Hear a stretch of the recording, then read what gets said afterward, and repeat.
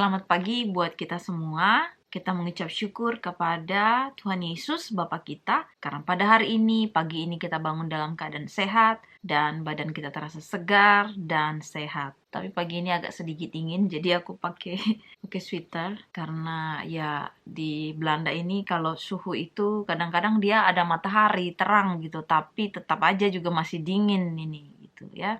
Nah, di sini aku akan menyambung firman Tuhan kita. Sedikit kita mengingat di video yang lalu tentang biji sesawi dan ragi. Jadi, biji sesawi yang paling kecil di antara bibit sayur-sayur ibaratnya, tetapi kalau dia ditanam, dia bisa jadi pohon. Bahkan dia bisa tempat si burung bersangkar katanya. Nah, aku belum pernah melihat ada sayur, setahu kalau bayam hampir mirip si bijinya ya. Sesawi sama bayam itu kan hampir mirip dia kecil ya. Tapi bayam itu kayaknya belum pernah dibilang bisa jadi pohon. Tapi kalau sesawi itu bisa jadi pohon katanya.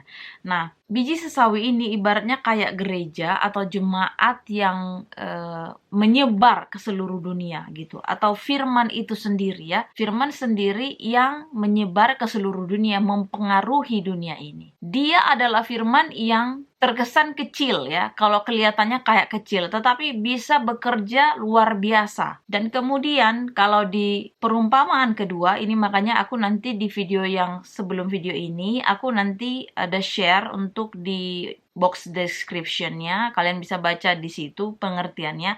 Arti ragi yang bisa mengkamirkan adonan itu bukan seperti yang pertama, seperti biji sesawi itu yang firman Tuhan bisa berdampak ke gereja, tetapi justru sebaliknya. Jadi dunialah yang masuk ke gereja atau yang bisa merusak jemaat itu sendiri. Makanya kalau kita memang mau baca firman Tuhan ini, kita harus minta tuntunan Roh Kudus. Dan satu hal juga, kita kan udah dewasa, udah bisa baca tulis, udah bisa kita cari ke referensi buku-buku, atau dari Google juga kita bisa searching kemana aja ya, pastinya dengan tuntunan Roh Kudus. Aku setiap nggak ngerti misalnya atau apa, Tuhan aku nggak ngerti yang bagian sini, nanti aku cari dari internet ya, atau dari buku-buku juga, atau juga bisa sharing ke mama aku atau siapapun ya, sama orang yang memang kalian rasa dia lebih mengetahui tentang firman Tuhan. Dan pastinya Tuhan itu nggak akan diam, apalagi orang yang mencari. Katanya kan di firman Tuhan dikatakan, mintalah maka kamu akan diberi, ketoklah maka pintu akan dibuka. Jadi setiap kita yang mencari, kita mendapat. Setiap orang yang mengetok, pintu akan dibukakan. Jadi nggak akan sia-sia. Kalau kita baca firman Tuhan, kita nggak ngerti, nggak usah khawatir, tinggal berdoa aja. Tuhan menuntun, karena dia sudah kirimkan Roh Kudus. Dia sudah katakan Roh Kudus akan menuntun. Jadi kita percaya saja, karena Tuhan kita itu, dia itu Bapak kita. Jadi kalau di firman Tuhan bilang, kalau engkau Bapak yang jahat, tahu yang baik kepada anakmu, apalagi aku, kata Tuhan. Jadi nggak perlu kita takut. Selama kita benar-benar cari Tuhan, Tuhan sendiri yang menuntun kita nanti. Akan dia bukakan semuanya, rahasia-rahasia apapun yang ada di firman-Nya. Jadi yang penting hati kita memang teguh untuk mencari Tuhan. Mencari kebenaran itu, bukan mencari pembenaran. Dan di yang ragi itu sebaliknya ya. Artinya bukan gereja yang mempengaruhi dunia, tetapi justru sebaliknya, dunia yang mempengaruhi gereja. Jadi makanya kalau ada orang kata-kata yang kita kan selalu suka baca di media sosial atau dimanapun pernah mengatakan orang dunia. Ya, kalau kita ketemu ya orang dunia, bahkan jadi kayak orang yang di gereja. Kita merasakan kayak di gereja. Sementara pada saat kita ke gereja, orang itu udah jadi kayak orang dunia, udah jadi hakim semua, udah jadi kayak orang kudus saja, udah jadi kayak orang suci. Oh, dia si anu salah, oh ini salah, oh dia begini, oh dia begono gitu. Jadi justru kadang-kadang kita lebih nyaman ya berteman dengan orang dunia daripada sesama orang gereja kita atau sesama orang terang itu sendiri. Karena apa? Makanya dibilang Tuhan hati-hati selalu. Bukan yang membaca firman Tuhan, bukan yang menyerukan namaku Tuhan, Tuhan, Tuhan, yang masuk ke dalam kerajaan sorga, tetapi yang melakukan kata Tuhan. Engkau membaca firman-Ku, tetapi hatimu jauh daripada Aku, kata Tuhan. Berulang-ulang kali itu di dalam firman Tuhan. Jadi makanya kita baca firman itu bukan hanya sekilas gitu doang. Karena firman Tuhan ini, kalau mau kita bilang, terkesannya itu kayaknya gampang lah ngerti gitu. Tetapi esensi itu yang kita harus dapatkan. Esensi itu. Kalau kita secara letterlek ya, atau kita bilang secara detail kita baca, itu kita jatuhnya jadi kayak ahli-ahli Taurat dan orang Farisi. Tanpa melakukan, tapi jago menerangkan. Nah sementara Tuhan di Alkitab berulang kali dia bilang, gak akan pernah dia bilang gitu. Siapa yang jago ya, atau yang pintar menerangkan firman Tuhan, dia yang masuk kerajaan surga. Gak ada ayatnya. Yang ada apa? Yang mendengar firman Tuhan dan melakukan. Yang melakukan firman Tuhan, yang melakukan firman Tuhan. Karena dibilang di situ kalau melakukan sudah pasti dia membaca, sudah pasti dia mendengar,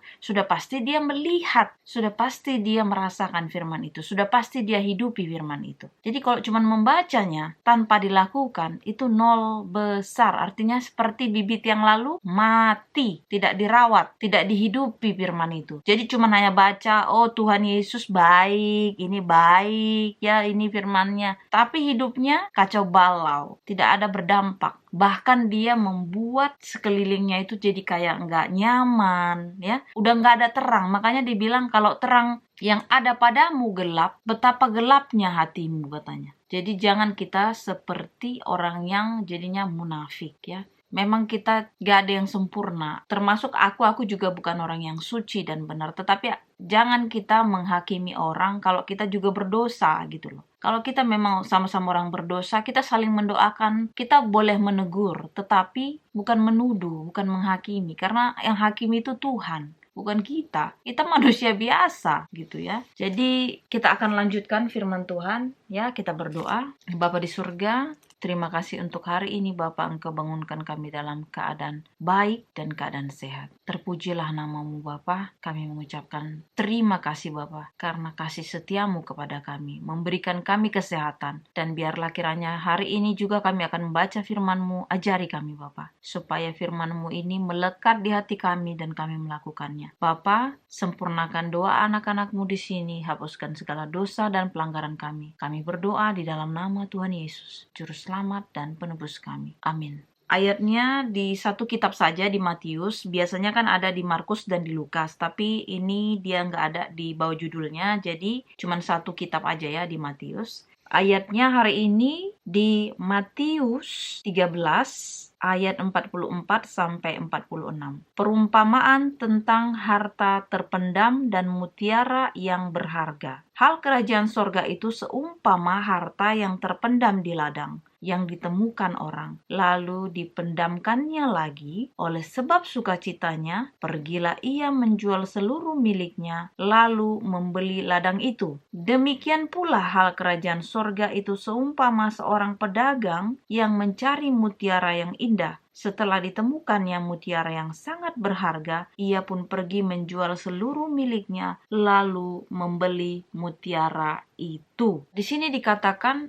ayatnya itu dua juga perumpamaannya, sama seperti biji sesawi dan ragi. Tetapi aku di sini pernah mengingat, aku pernah baca di Facebook ya, sosial media, tentang cerita sebuah jam tangan yang antik. Jadi orang itu dikasih hadiah atau apa, aku lupa sekali. Tapi yang pasti jam tangan itu jam antik. Tetapi waktu dia jual ke orang yang biasa, itu jam tangannya dihargai cuma murah lah gitu ya. Tetapi pada saat dia mendapatkan seorang yang orang kaya lah, atau kolektor yang tahu jam tangan antik gitu ya, jam tangan itu bisa menjadi harganya itu lebih mahal, bahkan sangat-sangat mahal. Dan disinilah kita bilang sama seperti orang yang bekerja di ladang, dia mendapatkan harta karun ya, atau harta yang terpendam, kemudian karena dia bersuka cita, dia memendamkannya lagi, kemudian dia pulang dan dia menjual miliknya, dia beli tanah itu supaya dia tahu karena di situ ada harta. Dan kalau mau dibilang, yang punya ladang itu sebenarnya kan ada sama dia, ya kan? Tetapi kenapa dia, ya itu tadi seperti aku bilang, dia bukan dia sendiri yang lakukan. Jangan kita maksudnya gini, kita sudah diterang, nggak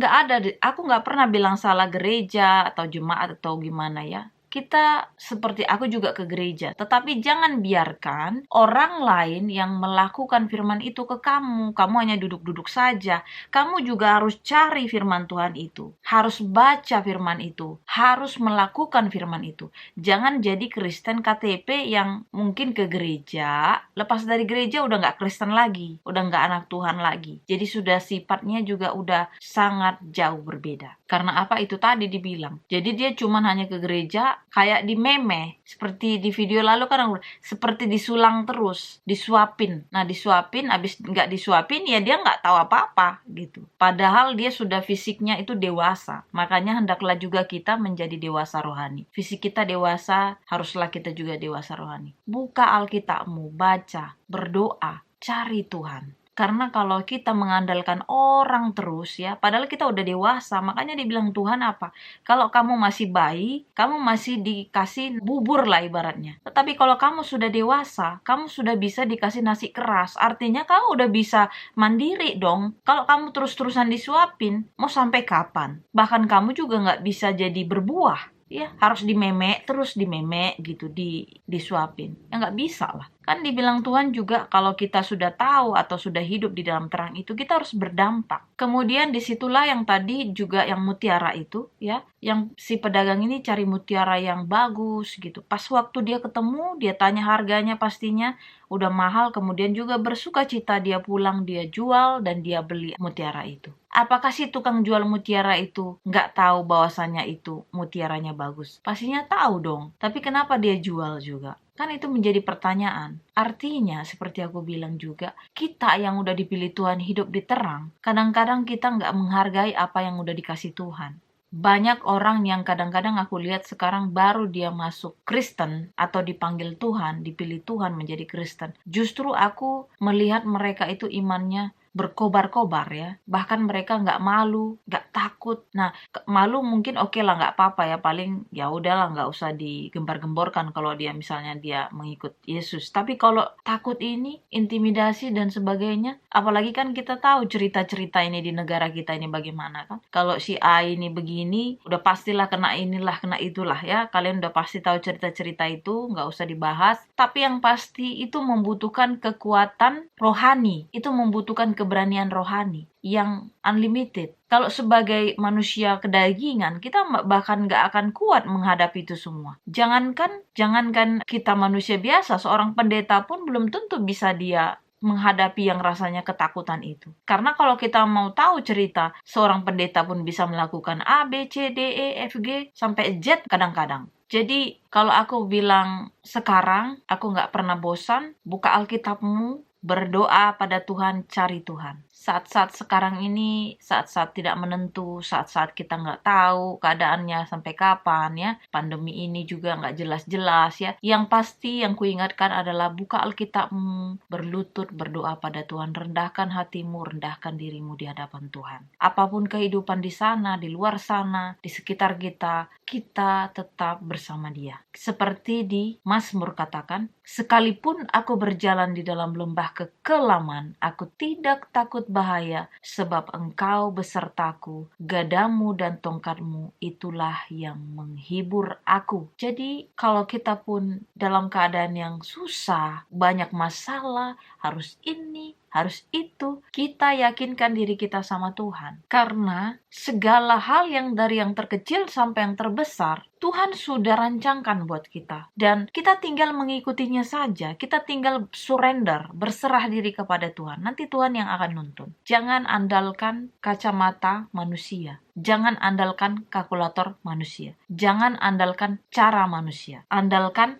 kacamata Tuhan, andalkan kalkulator Tuhan, andalkan caranya Tuhan. Karena caranya Tuhan itu unlimited, lebih tepatnya infinity, aku bilang. Tak terbatas. Jadi kalau mau kita cerita tentang kesembuhan ya, siapa yang bisa menyembuhkan orang tanpa operasi? Orang buta bisa melihat, orang lumpuh bisa berjalan, bahkan orang mati bisa bangkit. Itu caranya gimana? Hitung-hitungannya itu gimana? Kalau orang-orang yang suka ngitung ya, gimana kok bisa jalannya seperti itu? Pasti kan caranya gimana?